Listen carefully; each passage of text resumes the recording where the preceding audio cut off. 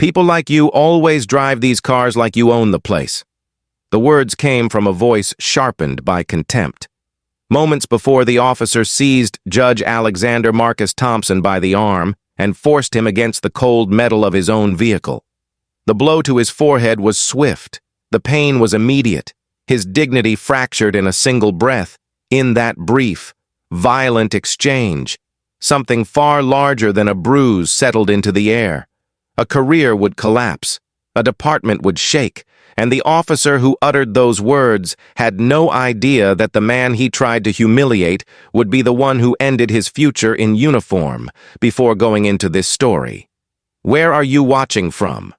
If you appreciate stories about justice, accountability, and the moments that reveal who we truly are, subscribe to the channel and give this video a like.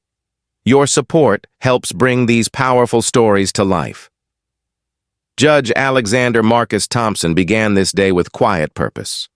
He moved through the final hours of a demanding narcotics trial, his voice firm as he delivered rulings that shaped the course of the case. He carried the measured confidence that came from decades of service, from years spent rising out of Compton public housing, and from a long life carved by discipline, faith, and relentless work. When the court recessed, he called Elena to say he would be home early for dinner. She smiled through the phone, relieved to hear the calm she recognized in his tone. He stepped out of the courthouse and into the warm rhythm of a Friday evening, confident that the day's work was behind him.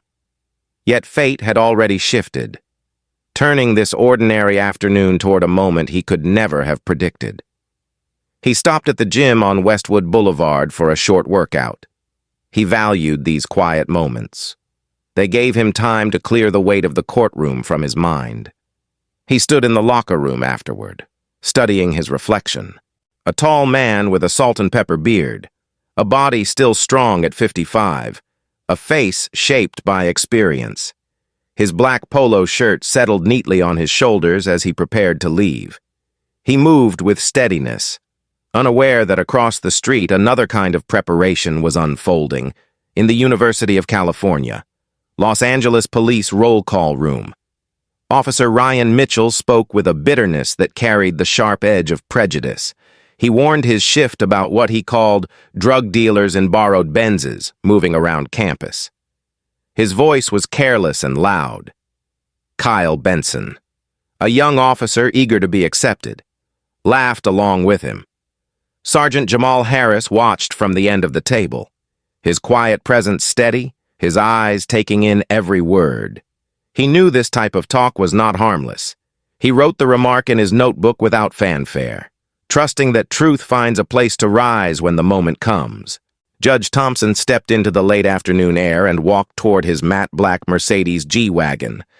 He appreciated its quiet power, but he did not cling to it as a symbol. To him, it was simply a vehicle, a way to travel between the worlds he navigated each day. He pulled out of the parking lot, intending to fasten his seatbelt once he merged onto the main road. He had forgotten it only for a handful of seconds. Yet in the shadows of the nearby patrol car, Mitchell was already watching. He saw the G-Wagon. He saw a black man behind the wheel. His mind filled in a narrative of its own making. Lights flashed. The siren cracked the air. A simple oversight became the spark that would ignite a storm. The judge eased the vehicle to the side and lowered the window. He remained calm. He knew the law. He knew the purpose of a traffic stop. Mitchell approached with an aggression that felt out of step with the moment. His first demand carried no courtesy. "License, registration, and step out of the vehicle." Judge Thompson responded with the same calm he used in court, offering his license along with his federal judicial identification. He hoped the officer would recognize the card for what it was. Instead, Mitchell smirked. "Anyone can print one of these." The words landed with a quiet cruelty. They were meant to diminish. They were meant to remind the judge that, in this moment, the uniform believed it held all the power.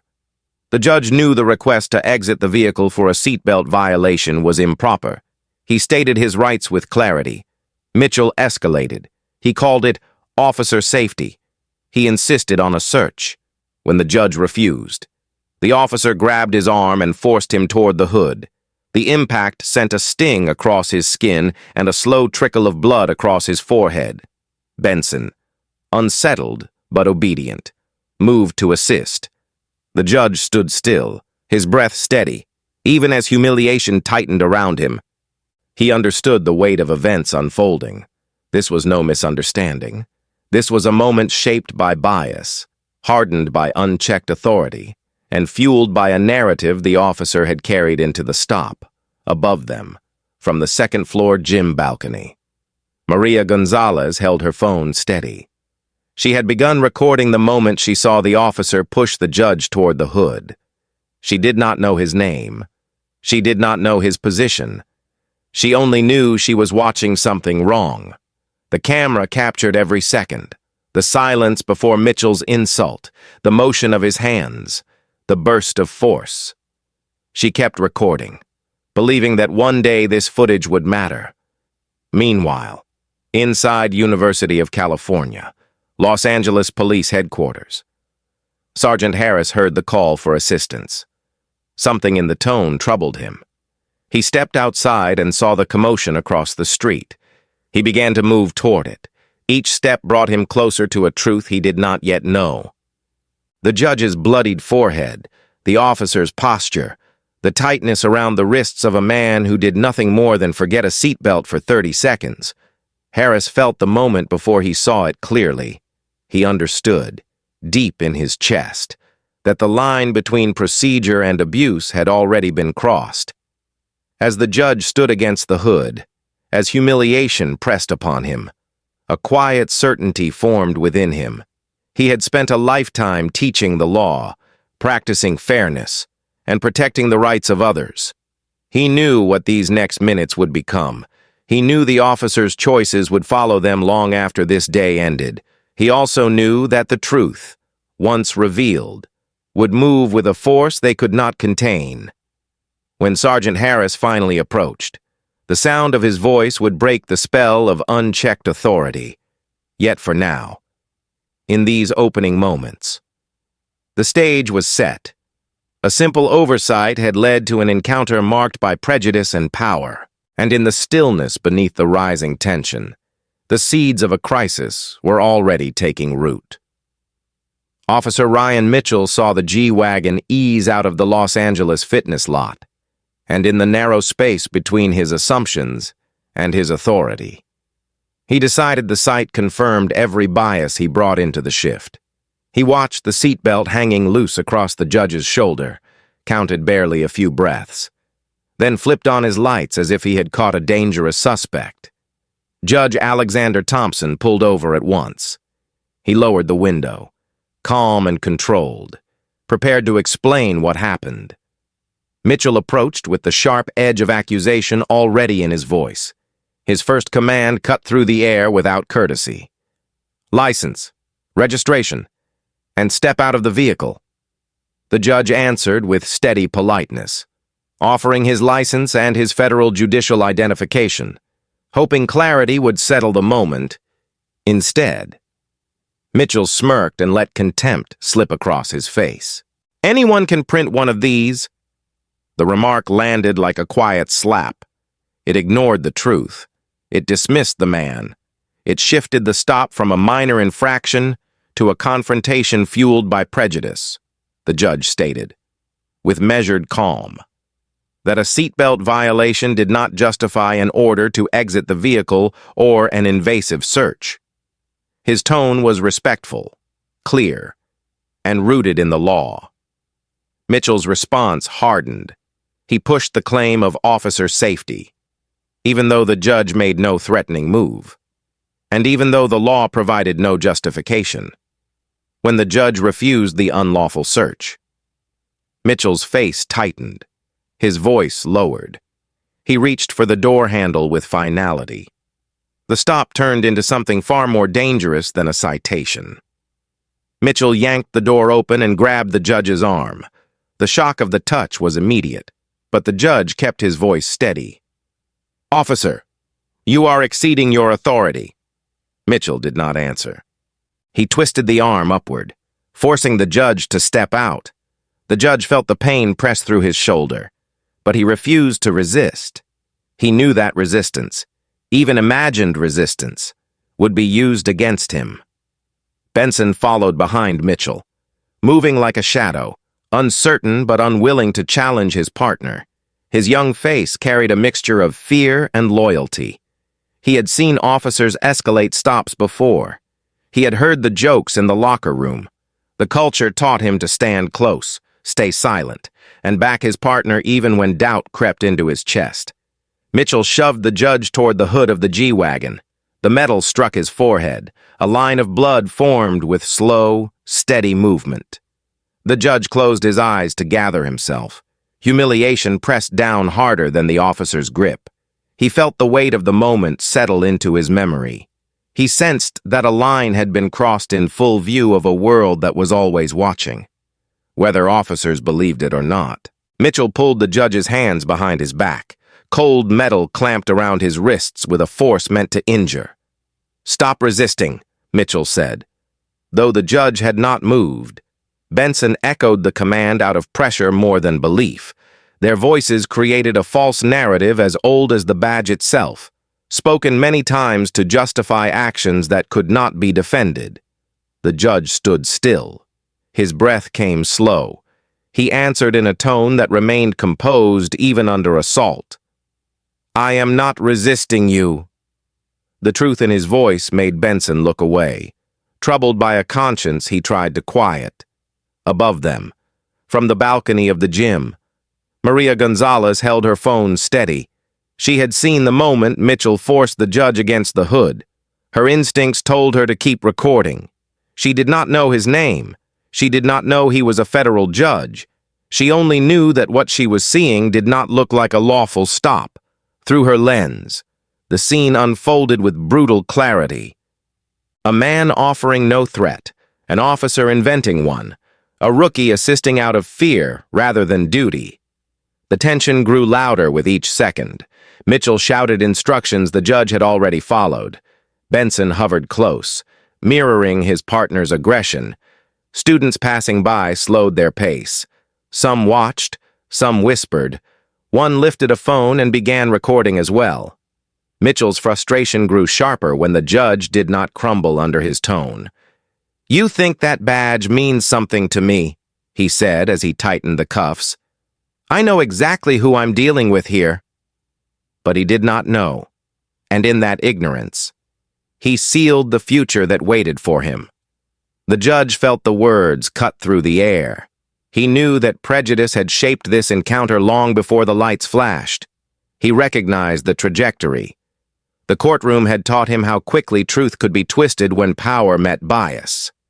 Yet he remained silent, letting the moment speak for itself, even as blood slid down his temple. He held his composure, his restraint, more than anything he might have said, revealed the gravity of the injustice. Mitchell demanded consent to search the vehicle. The judge refused again, stating clearly that the Constitution protected him from such intrusion. Mitchell called it defiance.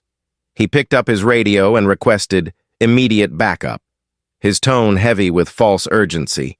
The words carried across the lot. Officers within earshot tensed. They believed a threat existed because one of their own declared it. Truth was no longer part of the equation. Maria zoomed in. She captured the judge's steady expression, the way he refused to let fear distort his dignity. She captured Benson's trembling hesitation. She captured Mitchell's resolve to maintain control even as his authority drifted toward collapse. The judge finally spoke again, his voice quiet but strong. "You know this is unlawful." Mitchell leaned close, his breath sharp with hostility. "Say one more thing, and I'll find another charge to put on you." The judge's silence after that was not surrender. It was a choice to let the moment reveal itself in full. He understood that every word he spoke would be twisted into a justification for the officer's aggression. He also understood that the truth was already being preserved from above. On a balcony he could not yet see. Benson shifted his weight uneasily. He whispered, "We should call a supervisor." Mitchell ignored him. His jaw tightened.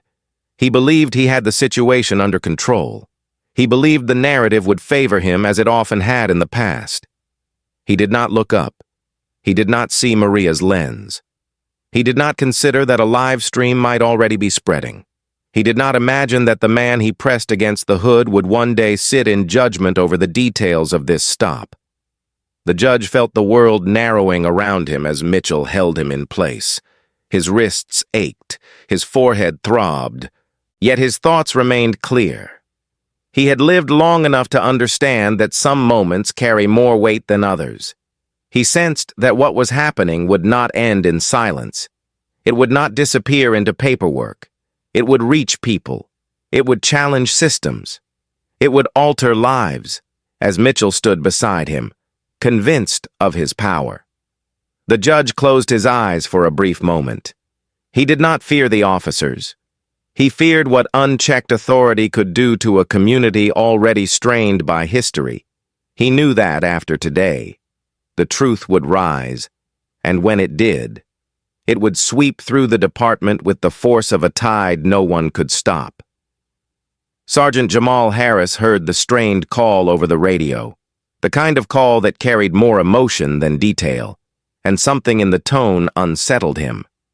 He stepped out of University of California, Los Angeles Police Headquarters, and saw the flashing lights across the street.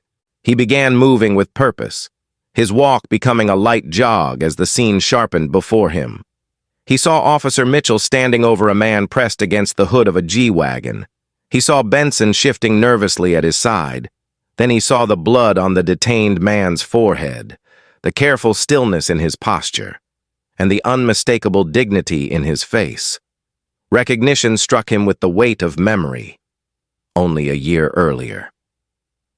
Judge Alexander Marcus Thompson had stood in front of their department and delivered a guest lecture on constitutional policing. His voice then had been steady and generous, offering guidance to officers who wanted to serve with integrity. Now that same man stood in cuffs under the hand of an officer who had ignored every principle the judge had taught. Harris felt a deep current move through him. It was anger held in discipline. It was duty rising in defense of truth. He crossed the final steps and stopped beside the officers. The air tightened around him. Benson straightened, relief flickering in his eyes. Mitchell did not move at first. He kept one hand on the judge's arm, unwilling to relinquish control. Harris spoke with a tone that left no room for argument. "Take the cuffs off him, right now." The words struck the space like a gavel. Mitchell hesitated, stunned that anyone would challenge his authority in front of a detainee. "Sergeant, he resisted a lawful order," he replied, but the words carried no conviction. Harris stepped closer and repeated his command, slower this time, each syllable carrying the weight of rank and righteousness. "Take the cuffs off." Benson acted first. His hands moved quickly to the key, driven by instinct and fear of disobeying a superior. The cuffs fell open. Mitchell's face tightened with anger, but he stepped back, unable to challenge what had been set in motion. As soon as the metal released, Judge Thompson drew a slow breath. He did not sway. He did not lash out. He stood with the poise of a man who had carried heavier burdens through a lifetime carved by struggle and achievement. Blood continued to slip down his temple, but he did not touch it. His voice emerged with the quiet power of truth, spoken without haste. "You just ended your career, son." The words were not shouted. They came from a place deeper than anger. They came from the lived understanding that the law, once awakened by injustice, moves with a force no one can contain. Mitchell heard the sentence in that voice, a sentence that reached far beyond the present moment. His jaw clenched. He tried to summon defiance, but something in the judge's tone cut through the layers of bravado he had worn for years. It was the tone of a man who knew the law in its fullest form, and who understood exactly what this moment would become once exposed. Above them. Maria Gonzalez held her phone steady on the balcony. Her live stream had already spread far beyond the gym. Students shared it. Strangers passed it along. Within minutes, thousands of eyes watched the scene unfold. By the time Harris arrived, more than 20,000 people were witnessing every moment in real time. When the cuffs came off, the number surged again. Harris did not know he was being recorded. He did not need to know. His actions came from a place of duty, not performance. Critics would later say he arrived only because of the live stream, but the truth was simpler and far more human. He arrived because something in the officer's voice had worried him, and because his instincts told him the situation had gone wrong long before he stepped into the light. Harris turned to the judge. His voice softened. "Sir, are you injured?" The judge answered with steady clarity. "I will be fine." Then, in a tone that carried both gratitude and sorrow, he added, "Thank you for stepping in." Harris nodded, feeling the weight of the moment press against his own conscience. He knew division within a department could be as damaging as corruption itself. Yet he also knew silence in the face of abuse was complicity. He looked at Mitchell. His expression held no anger, only the firm knowledge that a line had been crossed. "You will explain every decision you made," Harris said. Mitchell attempted a defense, but each word faltered against the truth that surrounded him. His partner would not back him. The judge would not be silenced. The sergeant would not protect him. At that moment, Maria's viewer count passed 40,000. Comments poured in. Some expressed outrage. Some expressed fear. Others offered prayers for the man who stood calm even as blood marked his face. The internet had already begun forming its own narrative, shaped by the clarity of the video. There was no confusion about what they were seeing. A man with authority had been treated as if he were a threat simply because of the color of his skin and the type of car he drove. A routine stop had turned into an assault, and now a sergeant had arrived to dismantle the false story before it could harden into an official account. The judge straightened himself, wiping nothing away. He stood tall, as if anchoring himself against the chaos. Benson looked at him with wide, unsettled eyes. He whispered, almost to himself, "I didn't think it would go this far." The judge heard him but did not respond. Some lessons must be carried, not answered. Mitchell stepped back, watching the judge with a mixture of resentment and dawning fear. He realized the man he assaulted was calm in a way that only comes from knowing the law stands beside you. He realized his own justifications were dissolving in front of his eyes. Harris called for medical evaluation and notified command. His report would be immediate and unfiltered. Benson stood silently, the truth of the moment pressing against him in a way he had never felt. The judge turned his gaze toward Mitchell once more, not with anger, but with a depth that made the officer look away. In that silence, something irreversible formed. Maria zoomed in on the judge's face, on the controlled breath he took, on the steadiness in his eyes. Viewers felt the moment shift.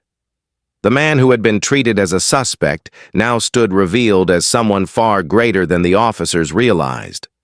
And though no one yet knew his name, the calm in his expression began to tell the story before any reporter could write it. Harris looked at Mitchell and spoke in a tone that left no doubt. "This stop is over." The air changed. Authority returned to its rightful place. Mitchell stepped back, feeling the future narrow around him. He sensed that the judge's quiet warning would prove true. He sensed the world beyond this parking lot was already awakening to what he had done. By the time Harris escorted the judge toward the edge of the lot, the live stream had crossed 40,000 viewers. Comments surged, notifications spread, the story had begun, and the careers of the men who initiated the stop had already started to crumble, long before they understood the full magnitude of what unfolded under the setting sun. By midnight, the video had swept across Los Angeles with a force no one in the department could control. What began as a bystander's live stream exploded into a national firestorm as reposts, commentary, and slow-motion breakdowns filled every platform. The image of Judge Alexander Marcus Thompson standing with blood on his forehead and dignity still intact became the center of a public reckoning in Hancock Park, inside the quiet refuge of his home. The judge sat at the dining table while his wife, Dr. Elena Thompson, prepared a small tray of medical supplies. She had returned from the hospital still wearing her dark scrubs, her hair pulled back, and her hands steady with the practiced skill of a neurosurgeon. She cleaned the wound on his temple with gentle precision, her touch carrying both tenderness and sorrow. Each time she paused, her eyes lingered on him with a grief deeper than words. "This should never have happened," she said, and the weight in her voice reached him more sharply than the sting of the antiseptic. He answered softly, with the calm that still anchored him. "I know." She stitched the wound with a deliberate care that reflected years of healing others. Yet tonight, she was stitching through her own fear. She had always known the dangers that accompanied life in public service, but she had not expected this. Not in their own city, not in daylight, not for a seatbelt undone for 30 seconds. The doorbell rang shortly after she finished dressing the wound. The sound carried through the house with the gravity of a turning point. Sarah Patel, the young investigative reporter from the Los Angeles Times, stood outside holding a small recorder, her face serious but respectful. She had watched the live stream unfold in real time, and within hours she had gathered enough confirmation to know this was no ordinary traffic stop. She introduced herself quietly and asked if the judge was willing to speak. Elena looked to her husband with concern. He nodded once. He understood the importance of truth finding its voice early. He also understood that silence in moments like these allowed the wrong narrative to take root. Sarah sat across from him at the dining table, notebook open, her face illuminated by equal parts reverence and resolve. She asked only a few questions, each one focused and precise. The judge answered in the same measured tone he used in court. He described what happened without embellishment, speaking with clarity rather than anger. He did not attack the officers. He did not raise his voice. He simply gave the truth the space it needed to breathe. Sarah listened with the kind of attention that reveals integrity. When she closed her notebook, she said quietly, "This will be handled with care." And she meant it. After she left, the house filled with calls and messages from community leaders, friends, colleagues, and former clerks. Some offered support, some offered prayers, some offered outrage on his behalf. But one call struck him with particular force. Reverend Michael Johnson, the longtime pastor of a historic black church in South Los Angeles, spoke with a depth that carried decades of guiding others through injustice. "My son," he said, his voice slow and steady. "This moment is larger than you, and I need you to be ready for what comes next." The Reverend had already seen the video. He had already spoken to younger members of the congregation who wanted to gather. He told the judge that a protest was forming for Saturday morning, not to escalate, but to stand in witness, to affirm dignity, to say publicly that truth still mattered. The judge closed his eyes as he listened. He had always believed in the power of peaceful voice. "Thank you," he answered. The Reverend's tone deepened. "Stand firm. We are with you." Shortly after midnight, another knock came at the door. This time it was a woman with a rolling suitcase and a face sharpened by unwavering purpose. Lisa Chen, the civil rights attorney known across California for her relentless work, stepped into the room with calm authority. She had been in San Francisco when she saw the video. She booked the first available flight and spent the entire journey preparing in silence. She walked toward the judge and extended her hand. "I am here for you," she said, "and I will handle this from the first filing to the last signature." Elena watched her with gratitude rising behind her tired eyes.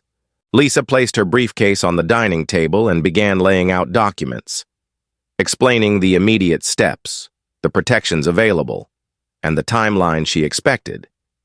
She did not raise her voice. She did not dramatize the moment. She spoke with the clarity of a woman who had walked into many storms and guided many families out of them. When she finished, she slid a simple retainer agreement across the table. "Sign this when you're ready.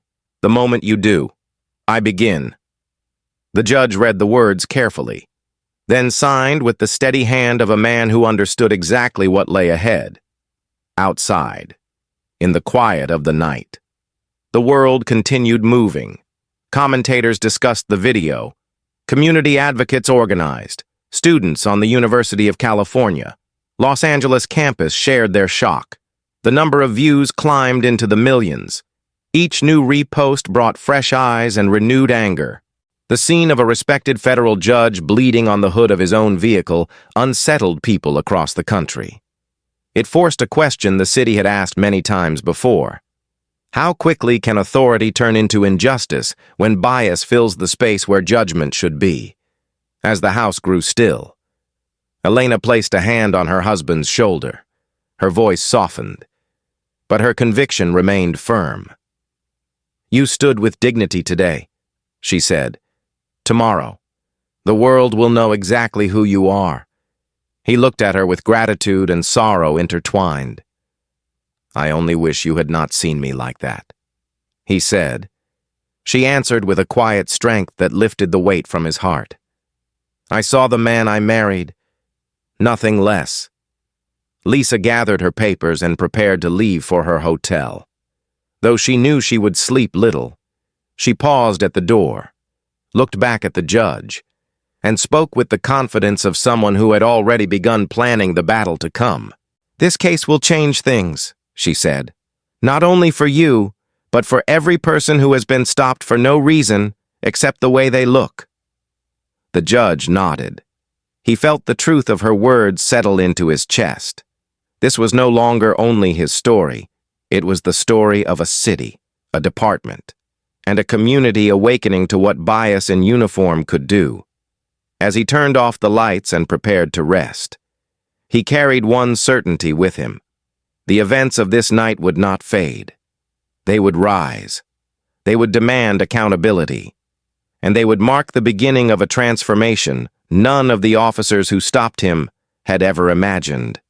Internal Affairs assigned investigator Carla Ruiz before sunrise.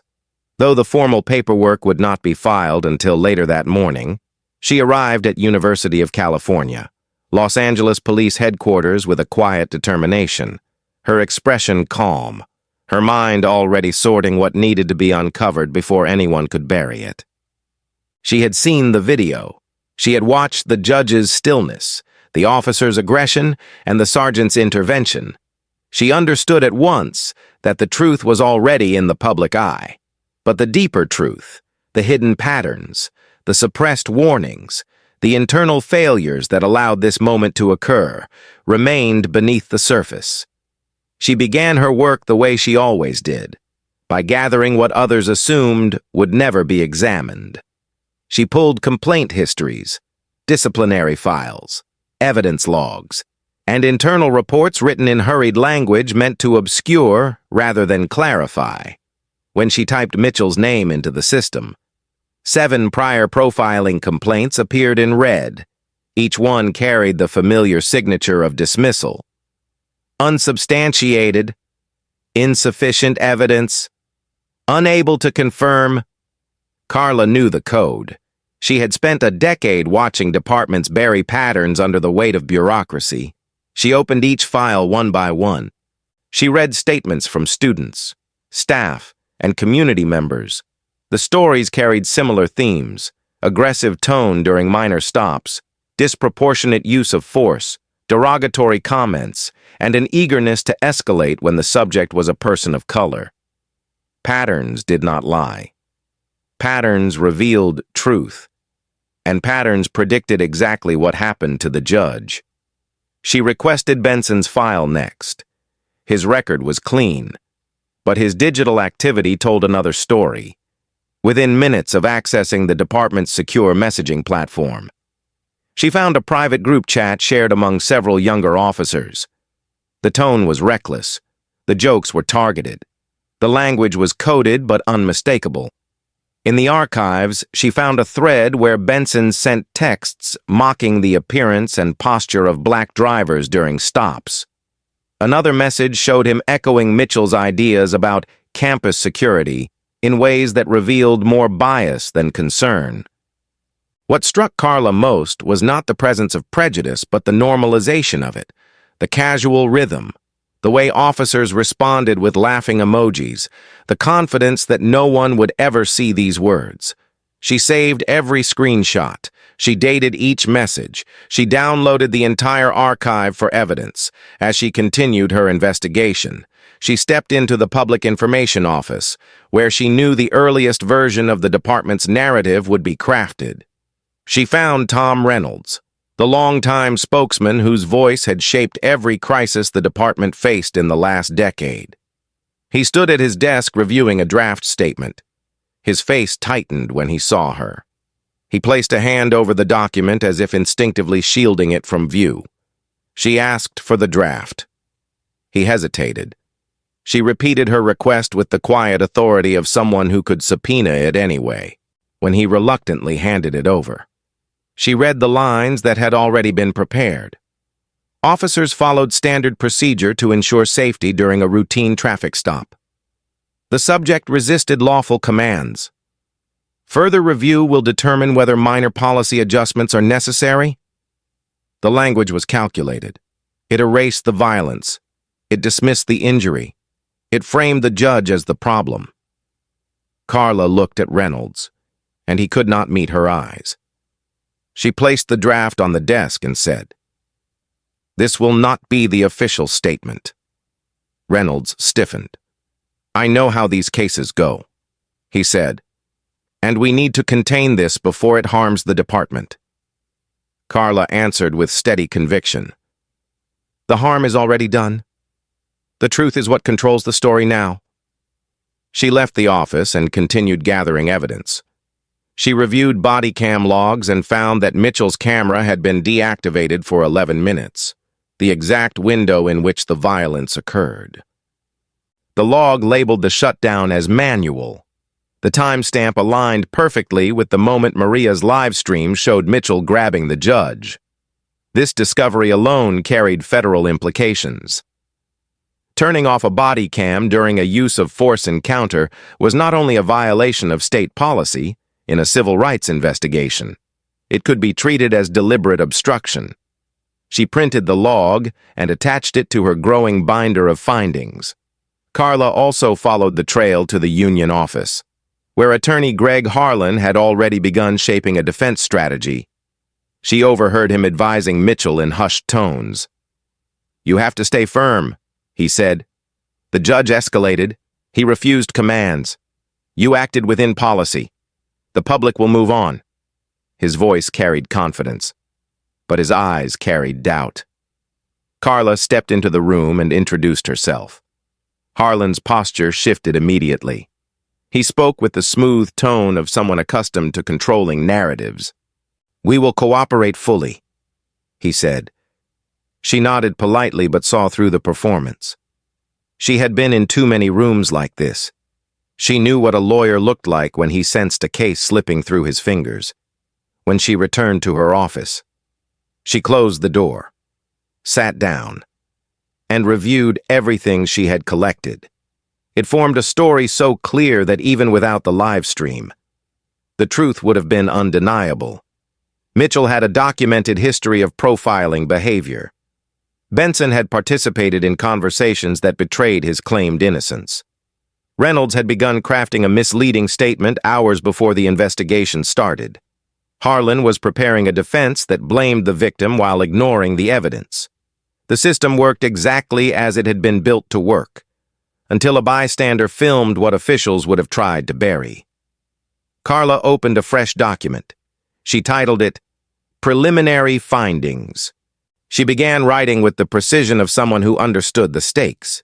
She detailed each complaint in Mitchell's past. She summarized the contents of Benson's group chat. She described the false narrative in Reynolds's draft. She documented the body cam shutdown. She outlined the legal implications. She made it clear that the judge had been calm, compliant, and respectful throughout the encounter. She concluded with a single sentence that reflected the truth she had uncovered. This incident represents a systemic failure rooted in misconduct, bias, and deliberate attempts to obscure accountability. When she finished, she printed 3 copies and locked them in a secure cabinet. She kept the digital file on an encrypted drive. She knew the coming week would be relentless. She also knew that everything she uncovered would shape not only the civil suit, but the department's future. As she stepped out of her office into the quiet hallway, she felt the weight of the moment settle around her. The city was already awake to the injustice, and now the evidence was awake as well, before leaving headquarters. She looked once more at the binder she had assembled. It held patterns, testimonies, digital traces, and truths long ignored. She placed her hand on it for a brief moment. She understood what it meant. This case would not simply discipline 2 officers. It would expose a culture. It would confront a department. It would reveal choices made in shadows. And when the judge's legal team filed suit, these pages would become the foundation for the reckoning to come. The civil suit was filed in U.S. District Court with a force that signaled from the first page that this case would not be negotiated in silence. Lisa Chen drafted the complaint with deliberate clarity, outlining the unlawful detention, the excessive force, the racial profiling, and the humiliation inflicted on a federal judge who had done nothing more than forget his seatbelt for 30 seconds. The demand for damages was precise, $15 million, backed by constitutional claims rooted in decades of precedent when the suit became public. Reporters flooded the courthouse steps, and the city understood at once that this case would reach far beyond Westwood, University of California. Los Angeles issued a cautious statement promising cooperation, but the tone carried the unease of an institution bracing for accountability. Inside the courtroom, the proceedings began with the gravity of a case that would test not only the officer's conduct, but the integrity of the department itself. Judge Thompson entered the room with the quiet dignity that had defined him throughout his career. He sat at the plaintiff's table beside Lisa, his posture calm, his expression steady. Elena sat in the first row behind him, hands folded, eyes focused on every detail. The gallery filled with supporters, law students, community members, and reporters. They came not for spectacle, but for justice, drawn by a story that had touched something deep within the city's conscience. From the beginning, the defense tried to limit the damage by controlling the narrative. Harlan argued that the officers acted within policy, citing officer safety and non-compliance. But these claims began to collapse the moment Lisa introduced the body cam evidence log. She displayed the screen for the courtroom to see, the timestamp glowing like a warning light. "Your Honor," she said, her voice controlled. "The officer's camera was manually deactivated for 11 minutes during the critical moments of this encounter." The room fell silent. The judge presiding over the case lifted his eyes. "Manually?" Lisa nodded. "Yes, Your Honor." "Manually." Harlan shifted uncomfortably. The weight of that single word settled heavily across the courtroom. The deliberate shutdown of a body camera during a use-of-force event carried far-reaching implications, including potential federal obstruction. It was the moment the defense realized their case would not rest on misdirection or vague policy language. Evidence, not excuses, would decide this trial. The turning point came when Maria Gonzalez took the stand. She walked forward with quiet confidence, her expression steady as she raised her hand for the oath. Lisa began with simple questions, allowing Maria to speak in her own way. Maria described the balcony view, the angle of her camera. The moment she saw the officer slam the judge against the hood, she explained why she began recording. "It looked wrong," she said, "and I knew someone needed to see it." When Lisa played the video in slow motion, the courtroom breathed in as one. The screen showed everything with sharp clarity. The officer's grip, the judge's stillness, the blow to the forehead, the look of disbelief in the eyes of the rookie officer, and the quiet strength in the judge's posture. When the video paused on the frame showing blood sliding down the judge's temple, Elena pressed a hand to her chest, steadying herself. Reporters wrote feverishly. The jurors watched with somber attention. The defense objected to the slow-motion replay, but the judge overruled them. "The jury is entitled to understand the details," he said. "Proceed." Next came the testimony that shifted the case beyond misconduct and into moral reckoning. Kyle Benson, the rookie officer, had agreed to testify under a limited immunity agreement. He entered the courtroom with a heavy gait, his shoulders weighed down by the burden of truth delayed. Lisa asked him to describe the stop from the beginning. He spoke slowly, choosing each word with care. He admitted that he had followed Mitchell's lead out of fear and uncertainty. He confessed that he knew the order to exit the vehicle was improper. He confirmed that the judge had not resisted. Then Lisa asked the question that would define his testimony. "Why did you not intervene?" His voice trembled as he answered, "Because I was afraid of Officer Mitchell, and because I wanted him to respect me." In that moment, the courtroom saw the deeper system at work, the culture that silenced new officers, rewarded aggression, and punished integrity. Benson's eyes filled with regret. "I was wrong," he said. "Everything he did was wrong." His honesty broke through the tension in the room. It revealed not only the misconduct, but the environment that nurtured it. When Mitchell took the stand, the contrast was stark.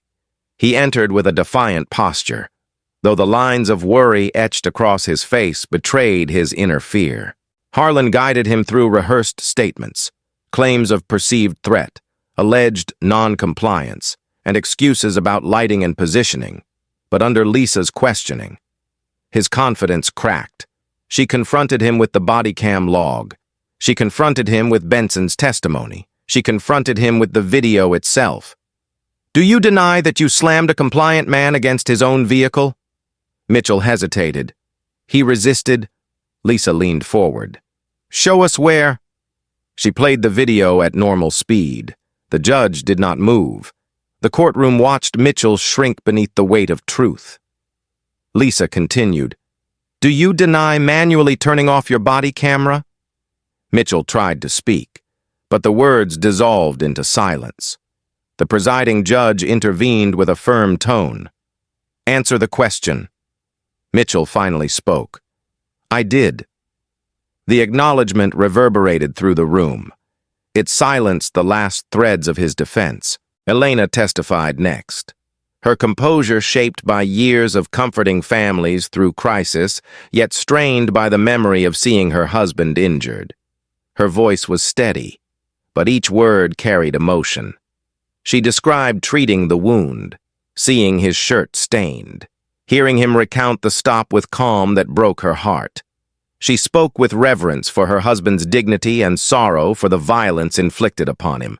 Her testimony did not rely on legal language. It relied on truth spoken with love, and it moved the jury in a way no document could replicate. Throughout the trial, Lisa demonstrated mastery not only of the law, but of the narrative that shaped public understanding. She connected each piece of evidence to the larger issue of systemic discrimination. She exposed the culture within the department that permitted misconduct to thrive. She presented the case not as an isolated failure, but as a predictable outcome of ignored warnings and repeated patterns.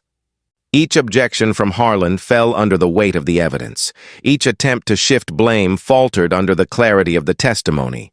By the time closing arguments began, the outcome felt inevitable. Lisa spoke with measured strength. She reminded the jury of the judge's dignity, the officer's aggression, the live stream, and the silence that would have followed had the video not existed. She reminded them that justice was not only about compensation, but about affirming truth. Harlan argued for restraint, but the words felt thin, unsupported, and out of step with what the jury had witnessed. When the judge instructed the jury, the room held its breath. The deliberation lasted only 4 hours, long enough to affirm seriousness, short enough to reveal consensus, when they returned with the verdict. The courtroom rose. Their decision was clear. Their voice was unanimous, and the path toward reckoning had begun. The settlement was announced on a Wednesday morning with the solemnity of a landmark decision: the City of Los Angeles and the University of California. Los Angeles Police Department agreed to pay $15 million, the largest amount ever awarded in a traffic stop case. Reporters filled the room. Cameras clicked with relentless rhythm. Yet Judge Alexander Marcus Thompson stood quietly at the podium, his posture steady, his voice measured. He thanked his legal team, acknowledged his wife's strength, and affirmed his belief that justice, though often slow, still had the power to correct what prejudice had broken. He did not speak with triumph. He spoke with purpose. The settlement was not victory. It was accountability, and accountability, when honored, could open a path toward reform. Behind him, Elena listened with a calm expression, though her hand gripped the edge of her chair. She had lived each moment of the ordeal in a way no camera could capture. Today, she watched her husband rise above the violence that had marked the beginning of this story. She watched him reclaim the dignity others tried to strip away. The consequences for the officers unfolded with unmistakable clarity. Ryan Mitchell, once confident in the impunity granted by the uniform he wore, now faced a future defined by the very laws he had violated. He was fired from the department. He was federally indicted for obstruction and excessive force. His badge, once used to intimidate, now sat locked away as evidence. His career ended not in retirement but in disgrace. Kyle Benson faced an outcome shaped by his failure to intervene. His cooperation had spared him prison, but it did not save his career. He was placed on indefinite suspension. His peace officer certification was revoked. He left the courtroom with a bowed head, understanding that silence in the face of wrongdoing had cost him everything he once hoped to become. Tom Reynolds, the public information officer who attempted to craft a false narrative before the investigation had even begun, was forced to resign when leaked emails revealed his role in shaping a cover-up. His words, written in haste, became the final proof that he valued departmental image over public truth. And Greg Harlan, the seasoned union attorney who built his career on shielding officers from accountability, now faced a state bar investigation for withholding evidence. His confident arguments, once delivered with polished authority, now lay exposed as deliberate attempts to mislead the court. Reform arrived not through speeches but through policy changes rooted in the painful clarity of the evidence. University of California. Los Angeles Police Department implemented auto-activating body cameras that turned on the moment lights or sirens engaged. Quarterly bias recognition training became mandatory, designed with guidance from civil rights scholars who had studied the patterns of racial profiling across the country. A public dashboard was created, showing traffic stop demographics, officer-initiated encounters, and use of force incidents. For the first time in the department's history, the community could see the data that shaped their daily experiences. Students demanded deeper change. Faculty joined public forums. Community leaders insisted the settlement not become a symbolic gesture. They wanted transformation, not promises. And at the center of that movement stood Judge Thompson, not because he sought attention, but because his experience illuminated the cost of silence. After 4 months away from the bench, he returned to court. When he walked through the doors of the federal courthouse, staff members greeted him with quiet respect. Some nodded, some placed a hand over their heart. They had seen what he endured and admired the grace with which he responded. He resumed his work with a renewed sense of purpose. Each ruling carried the weight of a man who had lived the consequences of unchecked authority. Each decision reflected his belief that justice must be more than principle. It must be practiced with vigilance. In the evenings, he began outlining a project he had long considered but never pursued, a scholarship for first-generation law students of color. He wanted to honor not his struggle, but the resilience of those who would become the next generation of advocates and judges. He named it the Seatbelt at Sunset Scholarship, a title both symbolic and deeply personal. It marked the moment his life changed, a moment that revealed how quickly dignity could be threatened and how powerful truth could become once brought to light. The scholarship fund grew quickly as donations poured in from across the country. Former clerks contributed. Universities endorsed it. Advocacy groups partnered to expand its reach. What began as a seed of an idea became a legacy rooted in hope. One evening, near the end of summer, the judge returned to the Los Angeles fitness parking lot where the incident had begun. He did not return for ceremony or attention. He returned to stand in the place where his life had been altered by the force of another man's prejudice. The lot was quiet, the spaces mostly filled with evening gym-goers unaware of the history beneath their feet. At the far end of the lot, near the sidewalk, a small bronze plaque had been installed. It carried simple words. This lot is under 24-hour recorded surveillance. Justice has eyes. The plaque did not mention the judge. It did not mention the officers. It did not name the event that inspired it. Yet its presence spoke volumes. It affirmed that a space once marked by violence was now marked by vigilance. The judge stood before the plaque for a long moment. Elena stood beside him, her hand resting lightly on his arm. She watched his expression, reading the quiet reflection in his eyes. She understood that healing was not a single moment. It was a long path shaped by truth, accountability, and resilience. The judge finally spoke, his voice soft. "This is not just about what happened," he said. "It is about what we choose to do after." Elena nodded. "And you have chosen well," she answered.